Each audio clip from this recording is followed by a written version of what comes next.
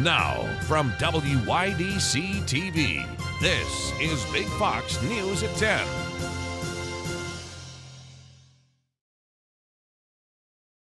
Good evening, I'm Anna Manuel. A rummage sale offering up good deals and good deeds started today in Horseheads. Our Josh Stuttle was there and tells us about the organization that will benefit from this. Here at the First United Methodist Church in Horseheads, a rummage sale was held to benefit a good cause. A large crowd showed up today at the United Methodist Church rummage sale. All proceeds will go to United Women of Faith that benefit women and youth in the community. Cindy Ellis, president of United Women in Faith Southern Tier Chapter, explains. It goes to our community here. We give to Salvation Army. Our United Methodist UMCOR. We give money to UMCOR that helps people in disasters. We give to centers like the Utica Neighborhood Center, which provides schooling for children. Pastor Jeff McDowell talks about the benefits of a newer program they just started. We just started a little over a year ago, Karen's Clothing Cupboard, and so people can come in and just for a donation basis can get clothing for children and adults as well. The First Methodist Church rummage sale will continue until 12 p.m. noon tomorrow. Josh Stuttle, Big Fox News, Horseheads. An Elmira woman is facing charges after police say she conspired with an inmate at the Chemung County Jail to bring contraband into the facility. The Chemung County Sheriff's Office says Alicia MacArthur and inmate Jaden Campbell came under investigation back in August when contraband started being found in the jail. In September, officers conducted surveillance of the jail's rec yard and discovered 2 juveniles approaching the jail with marijuana and tobacco. MacArthur was discovered to be the driver who dropped the juveniles off near the jail for the purpose of throwing the contraband into the jail yard. She's been charged with conspiracy in the 6th degree, a Class B misdemeanor. The Elmira City School District is highlighting a group of 5th and 6th graders that are helping breast cancer patients in the Southern Tier.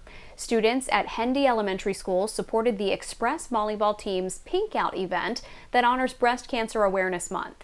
The students spent months making bracelets to sell at the game and earned over $100 to donate to the Wink Women in Pink Foundation. The race for the Speaker's gavel is on. 2 House Republicans have announced their candidacies so far, but some bigger names are being discussed ahead of next week's vote. Madeline Rivera reports from Washington.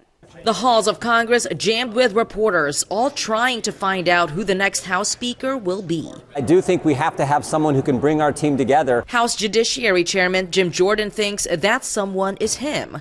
The Ohio congressman is jockeying for Kevin McCarthy's old job. Steve Scalise is a friend of mine. It's Kevin and Steve and I. We all came in the same Congress. Steve's an American hero. But again, I think I'm better equipped to unite the conference. I mean, I think a lot of people are going to look at this. As they should. I mean, this is really important that we get this right. House Majority Leader Steve Scalise, the number 2 House Republican, has also thrown his name in the ring, and he's getting some support. I support Steve Scalise for Speaker. I spoke with Jim Jordan last night, and I have tremendous respect for Jim. He's doing a great job as chairman of the Judiciary Committee, focusing on oversight of the Biden administration's weaponization of government. But we need, as we can all see, we need a unity right now. Still, there's skepticism that either he or Jordan can win the gavel. There are scenarios where this could be going on for weeks. I think the first step is letting people go home and decompress a little bit. But Congress is facing a crucial deadline. Government funding runs out on November 17th. Ukraine aid may also be under threat. It does worry me. As the race for the speakership takes shape, some conservatives have floated another big name for the role, former President Donald Trump. But he appears to be waving off the possibility right now, focusing instead on his run for president. My focus is totally on that. If I can help them during the process, I would do it. The speaker doesn't have to be an elected member, but current House GOP rules do prevent Trump, who's been indicted of a felony, from holding the role. In Washington, Madeline Rivera, Fox News. Most homes in the country may be unaffordable for average Americans. A report by real estate data provider Adam says median home prices in 99% of the country are too expensive for Americans who make around $71,000 a year. The company says the data shows a 2-year trend of home ownership being hard to come by for average income earners. Interest rate hikes and a drop in the number of homes on the market are partly to blame for houses becoming less affordable. The Biden administration is waiving dozens of federal laws to build a border wall in South Texas. This is the first time the administration has used this type of executive power. Gary Baumgarten has more. It's a rare move for the Biden administration, the White House waiving 26 federal laws that will allow for border wall construction in South Texas. The Department of Homeland Security announcing on Wednesday that Starr County is seeing a surge of migrants across the border illegally. This fiscal year alone, 245,000 people illegally crossed through the region, according to government data. In a statement, Secretary of Homeland Security Alejandro Mayorkas said, quote, "There is presently an acute and immediate need to construct physical barriers and roads in the vicinity of the border of the United States." The president has done more to secure the border and to deal with this issue. All of this comes as illegal entries remain high across the entire southern border. Customs and Border Protection data shows more than 2.8 million migrant encounters occurred this fiscal year. We take a look at what's happening at our southern border. It is an absolute disaster down there. Extending the border wall contradicts President Biden's statements in 2020 when he promised that, quote, not another foot of wall would be built under him. Those on a local level are also struggling to deal with the influx of asylum seekers. New York City's Mayor Eric Adams taking the journey to Latin America this week as he plans to discourage those seeking shelter from coming to New York. Basically, it has given the false promise of what life is like of being a migrant and asylum seeker. Gary Baumgarten, Fox News. NFL great Brett Favre has been called to testify regarding a welfare scandal in Mississippi. Favre will answer questions under oath about the misspending of federal welfare money. The funds were intended to aid some of the poorest people in the country, but instead, some was reportedly used to fund pet projects that Favre and others supported. Favre will appear in court to give sworn testimony on October 26th. He is among more than 36 defendants in the lawsuit.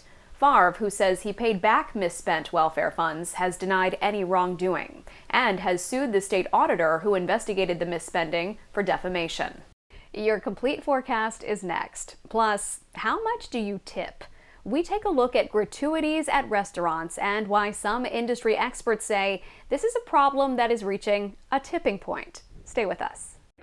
Here's your local stock market update from Big Fox.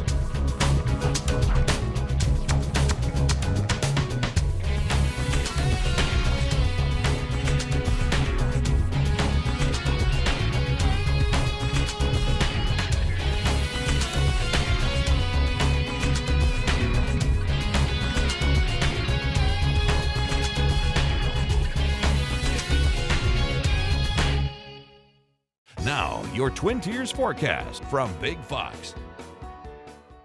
Good evening. We had another day of that summer sunshine in place, bringing those temperatures well above normal. But we can see some of that higher level cloud cover was increasing by the end of the day, and we will watch those skies become overcast into the overnight as we are anticipating a change. Now, we're still on the warmer side, keeping temperatures nearly 20 degrees above normal tonight at 62 only for a low. That is more of a midsummer-like night. So warm and uncomfortable conditions push on, but there is a big change up ahead. We even see highs cooler than this in just the next up to 48 to 72 hours. Now, that southerly wind will stay intact at least for the early portion of our Friday, which is going to bring us gradual changes. We're going to see that as a cold front starts to enter into the northeast, it starts to slow down due to a tropical system in the Atlantic waters. So it is going to be more gradual, but by the end of the day, we'll be underneath overcast skies with rain showers pushing in, which will become more widespread from Friday night into our Saturday with even some isolated potential of some flooding concerns. And then we'll see that following this system, we are going to keep daily chances of rain and wind with also noticeably cooler temperatures.